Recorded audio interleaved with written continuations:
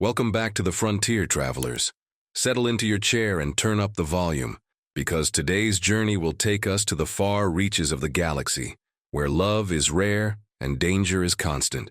If you appreciate good stories and old-fashioned honor, leave a like and subscribe to the channel. The polished obsidian floors of the Seraph Prime Palace reflected the cold, indifferent light of the twin sons of Athelis. Rusty Vance felt the familiar, grounding friction of his worn leather boots against the impossibly smooth surface, a contrast that defined his very existence.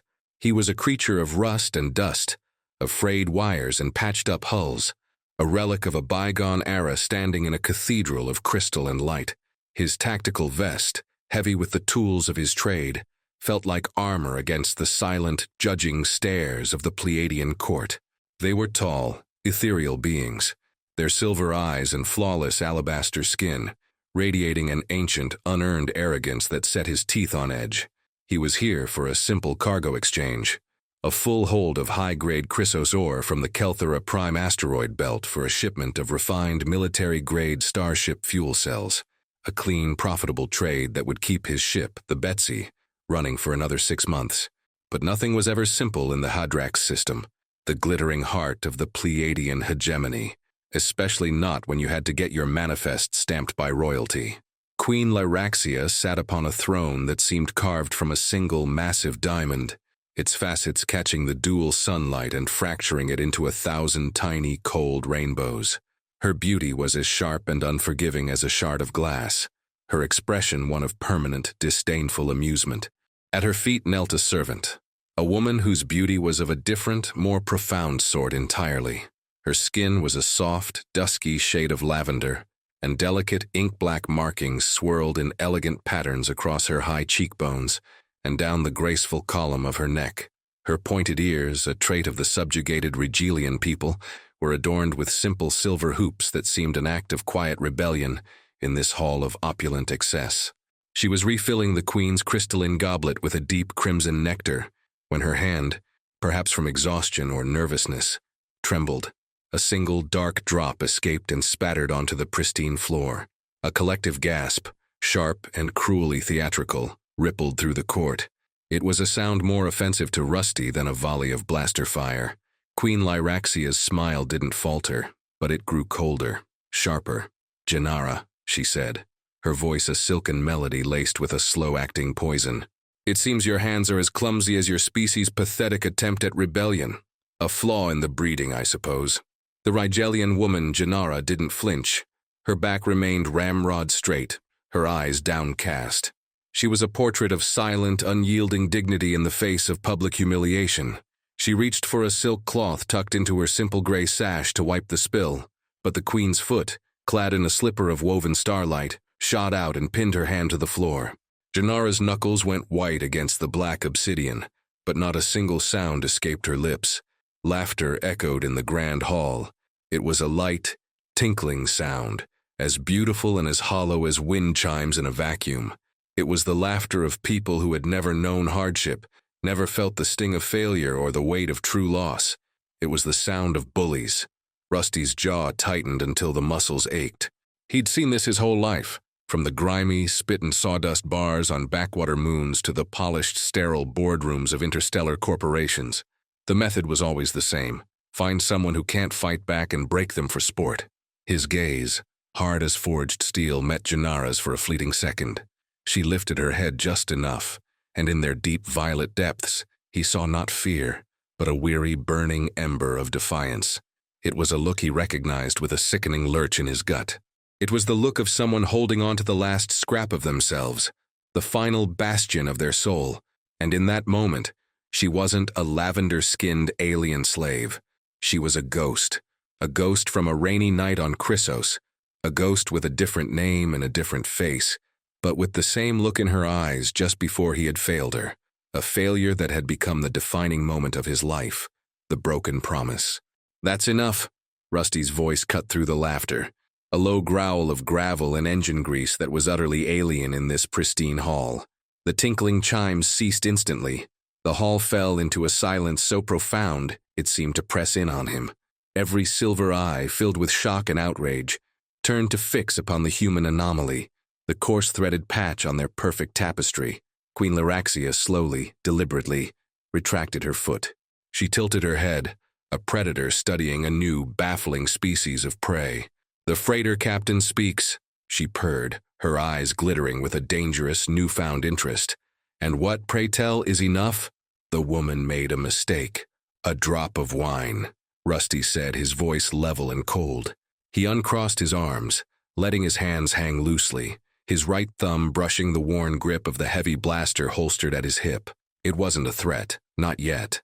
It was a reflex, a settling into a stance that had seen him through 100 different kinds of trouble. There's no need for the spectacle.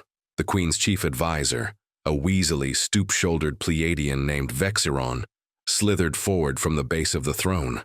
"Insolent human, you forget your place. You are a guest here, a merchant of base goods. You do not address Her Majesty, the light of the Hadrax system, in such a manner." Rusty didn't even spare him a glance. His eyes remained locked on the Queen.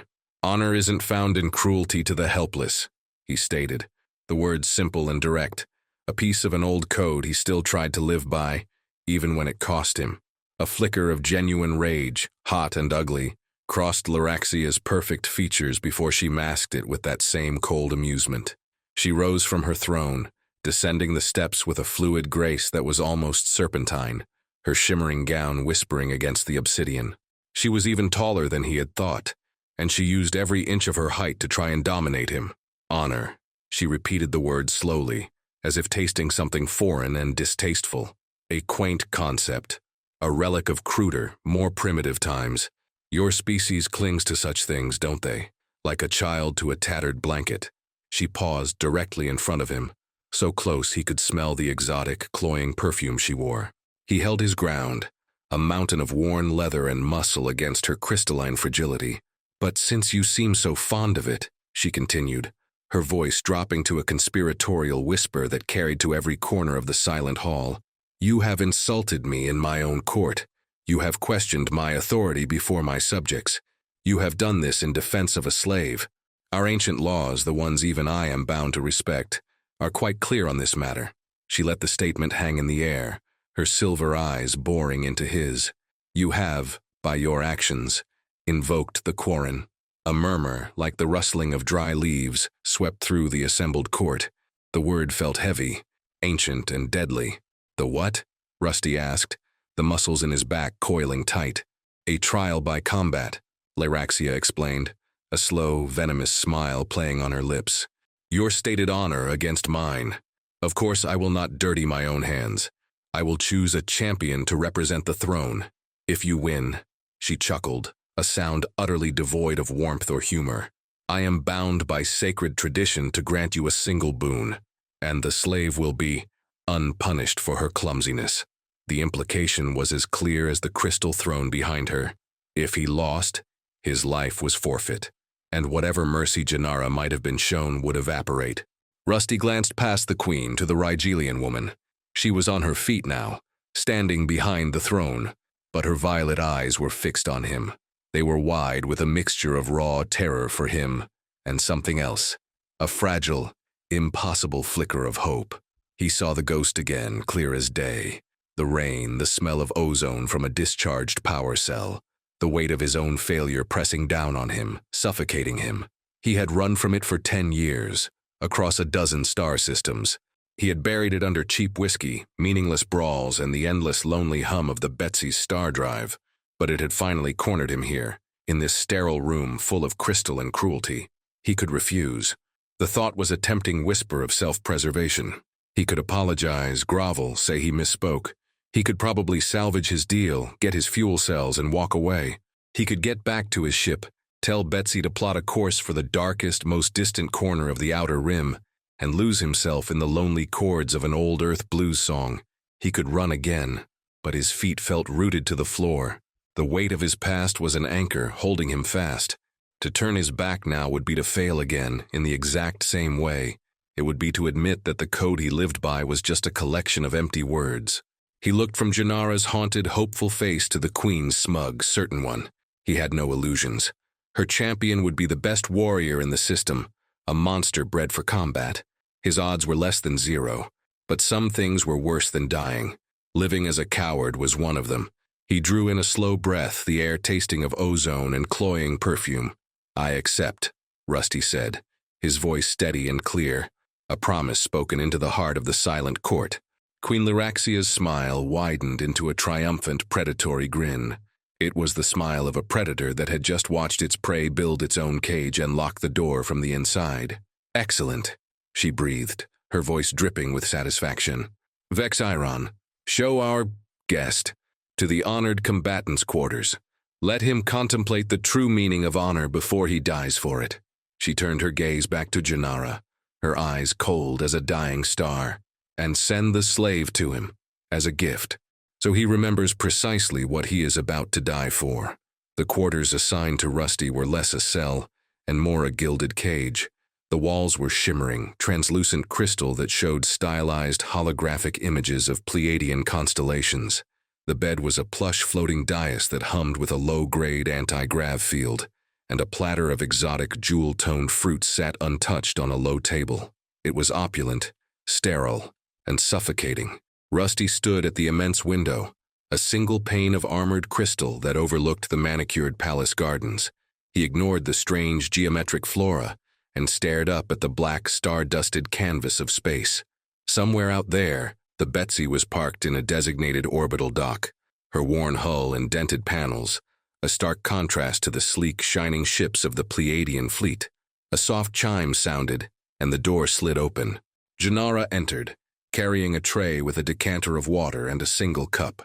She moved with a quiet, deliberate grace, her eyes fixed on the floor, her expression unreadable.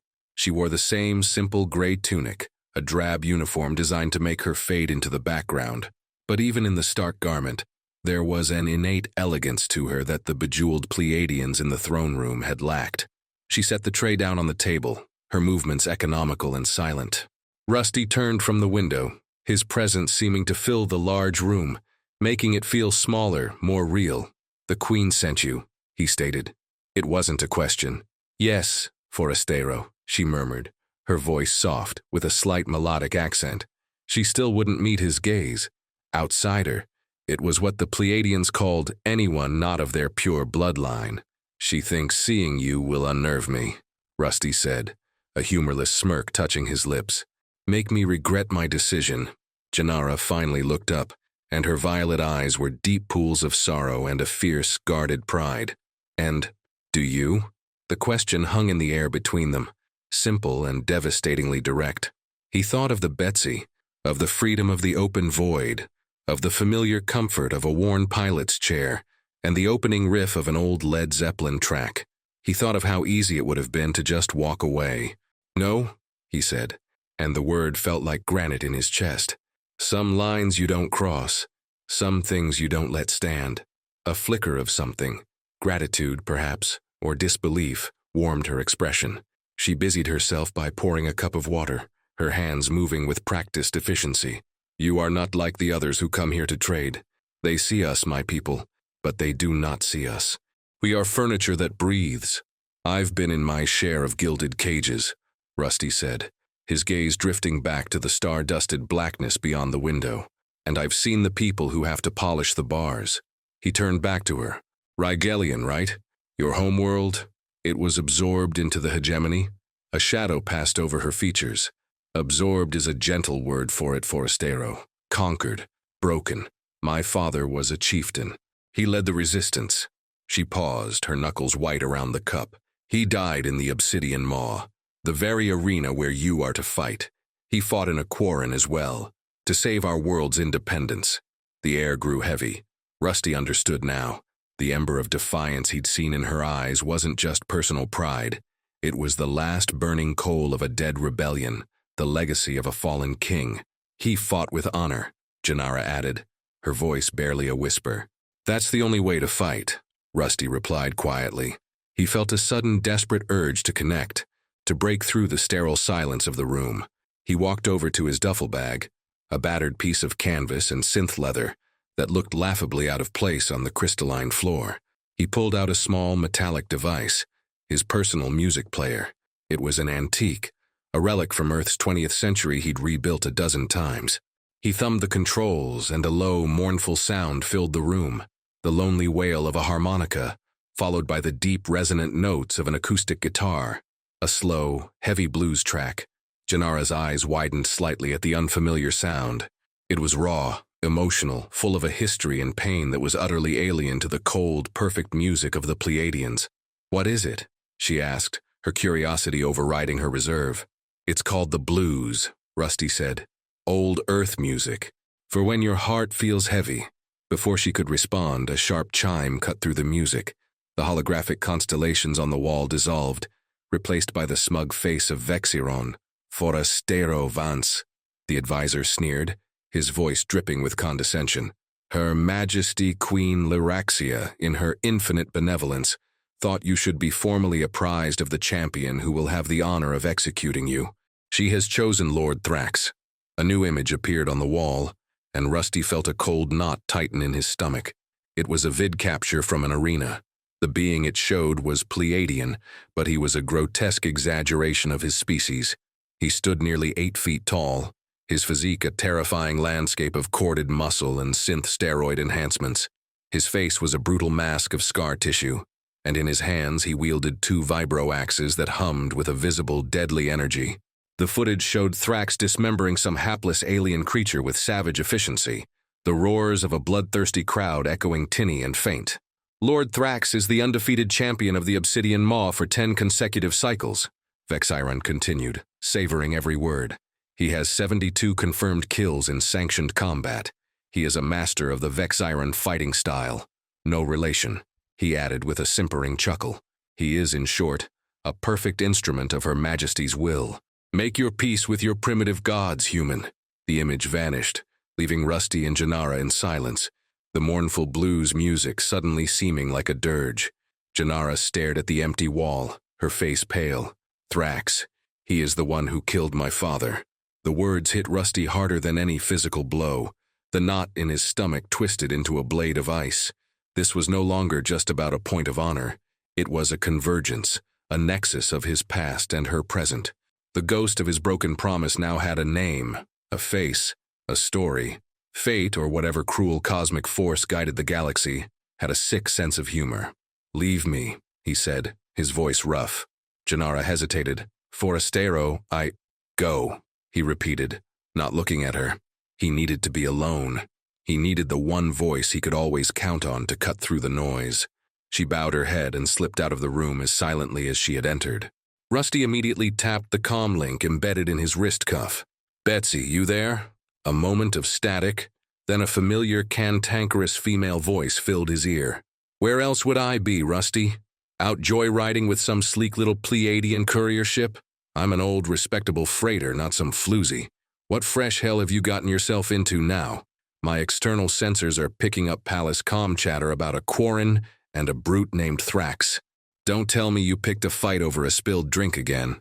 "It was more than that, Betsy," he grumbled, pacing the length of the room like a caged animal. "It always is with you," the AI retorted, her tone a perfect blend of a nagging spouse and a disappointed mother. "Let me guess. You saw some sad-eyed damsel that ridiculous code of honor of yours kicked in, and now you're slated to be turned into a protein stain on the arena floor. All because you can't get over what happened to Alara." The name hit him like a physical shock. He stumbled to a stop, gripping the edge of the table. Don't say her name." "I will say her name." Betsy's voice softened, losing its sarcastic edge and taking on a weary familiarity. "Alara, you made her a promise. You promised you'd protect her from those Chrysos Syndicate thugs, and you failed. It wasn't your fault, Rusty. You were one man against a dozen. But you've been carrying that failure like a shroud ever since. You see her face in every woman who needs help. This isn't about Janara's honor. This is about you trying to die in a way that makes you feel like you've atoned." He squeezed his eyes shut. The AI was right. She was always right. He saw it all again. The rain, the neon signs of the mining colony reflecting in the puddles, the look of terror on Alara's face as they dragged her away while he lay bleeding in the alley. His broken promise. "He's the one who killed her father, Betsy," Rusty said, his voice raw. "The champion. He killed Janara's father in the same arena." There was a long pause on the other end of the comm. For once, the ship's AI was speechless. When she finally spoke, her voice was grim. Well, hell. The universe really does enjoy kicking you when you're down, doesn't it? I've analyzed the footage of Thrax. His fighting style is all brute force and aggression. He leaves his left side exposed for a microsecond after every third swing of his primary axe. It's a flaw in his training. A tiny one, but it's there. It's not much, but it's all you've got. Rusty opened his eyes. The fear and the guilt were still there, but now they were joined by something else. A cold, hard resolve. This wasn't just about atonement anymore. It was about vengeance. For a fallen chieftain. For a woman forced to serve her father's killer. And for the ghost of a girl on a rainy night he could never save. It's enough, he said, his voice a low growl. It'll have to be. He looked at his reflection in the dark, crystalline window, a tired, scarred man staring back at him, the weight of his past in his eyes. But for the first time in a long time, the man in the reflection looked ready for a fight. I want to hear from you veterans. If you were in Rusty's shoes, would you risk it all for a new love? Or would you stay focused on the mission? Write it down here in the comments. I read them all. The Obsidian Maw was an architectural marvel of brutality. Carved from the heart of a volcanic mountain, the arena was a perfect bowl of polished black rock that absorbed the light, making the fine crimson sand of the fighting pit seem to glow with an inner fire. Thousands of Pleiadians, dressed in decadent finery, filled the tiered seats, their silver eyes glittering with the same cold, predatory anticipation as their queens. Lyraxia herself sat in a royal box, shielded by a shimmering energy field, a cup of crimson nectar held delicately in her hand. She looked bored, as if she were merely waiting for the tedious formality of Rusty's death to conclude. Rusty stood at one end of the arena, the heavy iron gate clanging shut behind him with a sound of finality. He wore only his tactical pants and worn leather boots, his torso bare, revealing a landscape of old scars crisscrossing a powerful, muscular frame. In his right hand, he held a vibro blade, a length of grooved, blackened metal that hummed with a low, dangerous energy. It was the traditional weapon of the Quarren, offered to him by the arena masters. It felt clumsy and foreign compared to the familiar weight of his blaster. Across the sand, another gate ground open, and Thrax emerged. The vidscreen hadn't done him justice. He was a mountain of engineered muscle and savage intent, his scarred face a mask of brutal condescension. He carried his twin vibroaxes as if they were extensions of his own arms, their energized blades casting a hungry, shimmering light. The crowd roared its approval, a sound like an avalanche that washed over Rusty, pressing in on him. He closed his eyes for a second, shutting out the noise, the hostile stares, the sheer spectacle of it all. He needed a focus, an anchor. He found it in his mind, a familiar gritty sound, the slow, deliberate opening riff of a Muddy Waters song, a low, dirty electric guitar lick that spoke of hardship and survival. Dun dun dun dun. The rhythm settled in his soul, a steady heartbeat against the chaos. Thrax let out a guttural roar and charged. He moved with a speed that belied his immense size, the crimson sand kicking up in plumes behind him. The sound of his approach was like a freight train bearing down on him. Rusty stood his ground, the blues riff in his head his only shield. He wasn't a swordsman. He was a brawler, a survivor. He'd won fights in zero-G cargo holds and knee-deep in radioactive mud. He knew that the first charge was always about intimidation. At the last possible second, as the shadow of the giant fell over him, Rusty dove to the side, rolling through the sand. Thrax's axes scythed through the air where he had been standing, their energy discharge leaving sizzling trails in the atmosphere. The crowd groaned in disappointment. They wanted a quick, bloody finish. Rusty came up on one knee, his vibro blade held in a low guard. Thrax turned, a frustrated snarl on his lips. "Stand and die, human," he bellowed, his voice amplified by the arena's acoustics. "Not on the schedule," Rusty grunted back, circling to his right. He kept his movements tight and economical, conserving energy. Betsy's words echoed in his mind. Left side exposed. After the third swing, the fight began in earnest. It was a brutal ballet of predator and prey. Thrax was relentless, a whirlwind of flashing axes and raw power. Each swing carried enough force to shatter stone. Rusty was forced back, parrying, dodging, using every ounce of his experience to simply stay alive. The vibro blade in his hand vibrated violently with every desperate block, the impacts jarring his bones. He took a glancing blow to his ribs, and fire erupted along his side. He gritted his teeth, the pain sharpening his focus. The blues riff in his head grew louder, more insistent. He was being herded, driven towards the arena wall. He could feel Thrax's arrogance, his enjoyment of the hunt. The giant was toying with him, putting on a show for the queen. A swing, a dodge, a second more powerful swing that forced Rusty to drop to one knee, and then the third, a massive overhand chop with the primary axe, meant to cleave him in two. Now, as the axe descended, Rusty didn't block. He threw himself forward inside the arc of the swing, into the one place Thrax didn't expect him to be. The axe blade slammed into the sand behind him, sending a shockwave through the ground. For a microsecond, just as Betsy had predicted, Thrax's left side was open, his arm overextended, his body unbalanced from the force of the missed blow. Rusty surged up, his own blade forgotten for a moment. He drove his left shoulder hard into Thrax's exposed ribs, a brawler's move learned in 100 dirty fights. The impact was like hitting a rock wall, but it was enough. The giant grunted, a flicker of surprise in his brutish eyes. Rusty followed through with a savage elbow strike to the side of Thrax's knee. There was a sickening crunch of cartilage, and the behemoth staggered, his leg buckling. The crowd gasped. For the first time, their champion was on the defensive. Enraged, Thrax roared and swatted Rusty away with a massive backhand. Rusty flew through the air, landing hard on his back, the wind knocked out of him. The world swam in a haze of red sand and black rock. Thrax limped towards him, his face a mask of pure fury, his axes held high for the final blow. Lying there, gasping for breath, the pain in his ribs a white-hot fire, Rusty saw two faces in his mind's eye. Alara's, pale with fear in the rain, and Janara's, her violet eyes filled with a desperate, fragile hope. The ghost of his failure and the possibility of redemption. They merged into a single galvanizing purpose. He wasn't just fighting for his own life. He was fighting for their honor. He was rewriting the end of an old sad story. The blues song in his head reached its crescendo. The harmonica wailed, a sound of pure, raw defiance. As Thrax stood over him, axes raised, Rusty kicked out with both feet, not at the champion's armored chest, but at his already injured knee. The move was desperate, dirty, and brutally effective. Thrax bellowed in agony as his leg twisted at an unnatural angle, and he crashed to the ground, his fall shaking the very foundations of the arena. One of his axes flew from his grasp, skittering across the sand. Rusty scrambled to his feet, ignoring the screaming protest of his ribs. He scooped up Thrax's fallen vibro-axe. It was heavy, perfectly balanced, a magnificent instrument of death. Thrax, snarling, pushed himself up with one arm, his other axe held ready. He was wounded, but still immensely dangerous. "You fight without honor, human," Thrax spat, blood trickling from the corner of his mouth. "I fight to win," Rusty countered, circling the downed champion.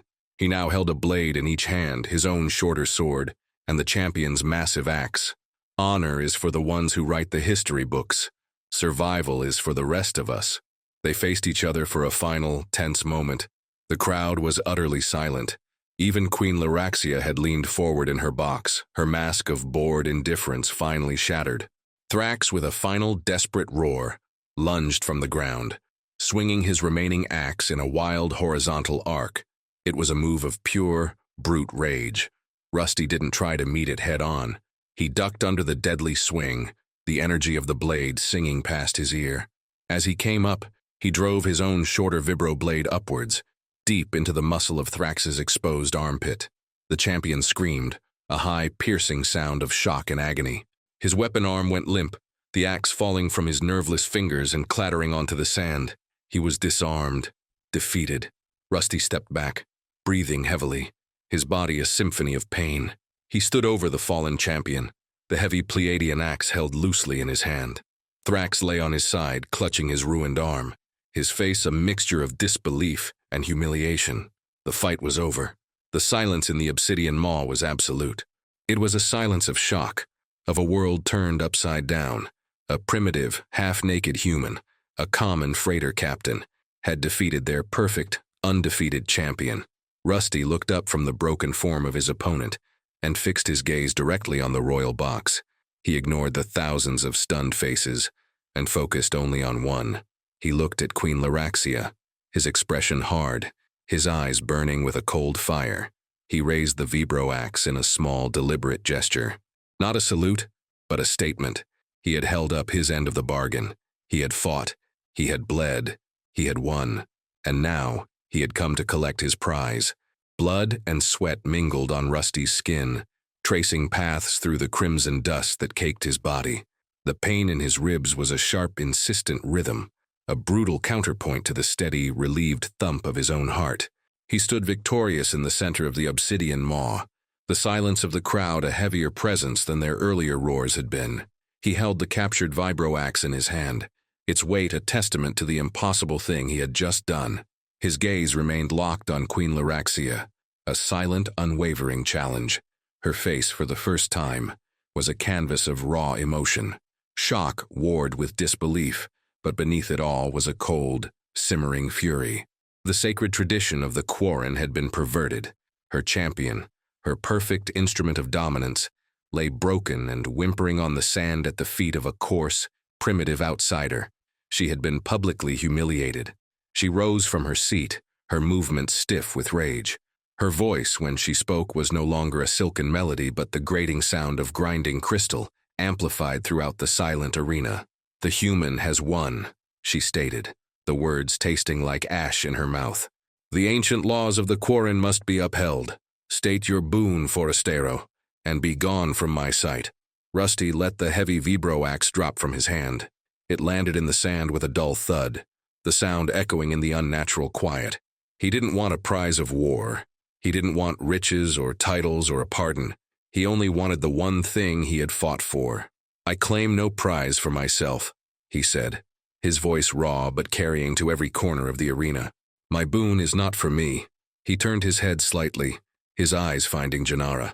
She was standing near the entrance to the royal box, no longer a servant, but a spectator to her own fate, her hands clasped before her, her violet eyes wide and luminous. "I demand the freedom of the Ry'gelian woman, Janara, complete and unconditional. Her bond of servitude is to be broken, her life her own to command, with the right to leave this world and never return." A collective hiss of outrage rippled through the Pleiadian nobles. He had fought for, bled for, and defeated their greatest champion, for a slave. The insult was deeper and more profound than his victory in combat.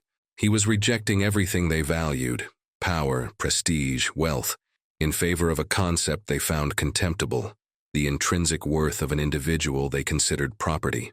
Queen Lyraxia's eyes narrowed into slits of pure venom. She was trapped by her own traditions, bound by an ancient law she could not break without undermining the very foundation of her authority. "You would waste your victory on such a trifle?" she spat. "One person's freedom is never a trifle, Your Majesty," Rusty countered, his voice ringing with a conviction that silenced the crowd once more. "It's the only prize in this arena worth having." For a long, tense moment, the Queen simply stared at him, her hatred a palpable force. Then a cruel, thin smile touched her lips. "Very well. Your boon is granted. The slave is free." She waved a dismissive hand. "Now get out, both of you. You are banished from Ithelis and all systems within the Pleiadian hegemony. If your ship is found in our space after the next rotation, it will be destroyed without warning. Take your prize and disappear into the darkness where you belong." Royal guards, their faces grim, moved to escort Rusty from the arena floor. He didn't resist. He was drained, his body screaming in protest with every step. As they led him through a stone archway, his path converged with Janara's. She was descending a flight of stairs from the royal box, her movements hesitant, as if she couldn't believe what was happening. Her eyes met his, and in their violet depths, he saw a universe of emotion, gratitude, awe, and a profound, heart-wrenching relief. No words were exchanged, none were needed, They walked together through the cold, ornate corridors of the palace, a strange pair, the battered, half-naked human warrior and the quietly dignified alien woman, now untethered from a life of servitude. They walked past silent, hate-filled stairs, leaving the world of crystal and cruelty behind them. The journey back to the orbital dock was a blur, a sterile shuttle ride, the silent judgment of the Pleiadian dock workers, And then, finally, the familiar, comforting sight of the Betsy's open cargo ramp. The moment they stepped inside and the ramp sealed behind them, shutting out the cold, sterile world of Aethelis, it was like taking a breath after being held underwater for too long. "Welcome back, Skipper," Betsy's voice chimed through the ship's internal comm, her usual sarcasm muted by a note of genuine relief. "Medical scan shows 3 fractured ribs, severe bruising, and a minor concussion. I've prepared the med bay, and try not to bleed on the clean floors. I just vacuumed." Rusty managed a weak smile. "Good to be home, Betsy." He slumped onto a storage crate, the adrenaline finally abandoning him, leaving only a vast bone-deep weariness. Janara stood hesitantly in the middle of the cargo bay, looking at the patched-up walls, the exposed conduits, and the general clutter of a working freighter's life. It was a world away from the pristine palace. "Are you all right?" she asked, her voice soft in the quiet hum of the ship. "Been better, been worse," he rasped, wincing as he shifted his weight. She moved towards him, her initial hesitation replaced by a quiet purpose. "Allow me," she said, gently taking his arm. "In my culture, tending to a warrior's wounds is an honor." She led him to the small utilitarian med bay. With a practiced efficiency that spoke of a hidden knowledge, she cleaned his cuts and bruises, her touch gentle but firm. She used a dermal regenerator to seal the deeper gashes and applied a cold pack to the angry purple swelling on his ribs. Rusty sat on the edge of the biobed, enduring her ministrations in a silence that was more comfortable than any conversation. He watched her work, the way her brow furrowed in concentration, the elegant movements of her slender lavender fingers. When she was finished, she wrapped a compression bandage around his torso. "This will have to do until the bone knitter can do its work," she said, her hands lingering for a moment on the bandage. The touch was light, professional, yet it sent a jolt of warmth through him that had nothing to do with the healing process.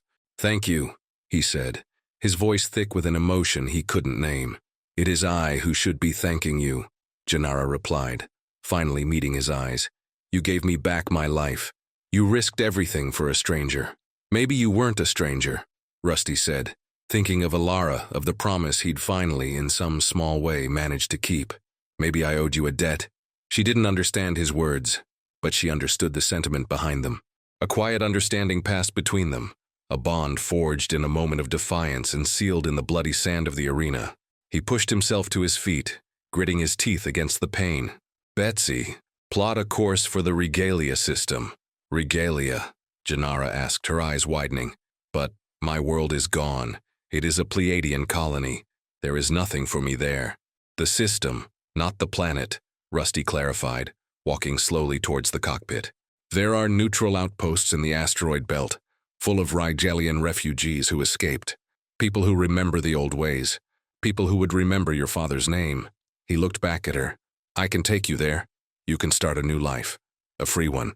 Tears welled in her violet eyes, the first he had seen from her. They traced shining paths through the faint, dark markings on her cheeks.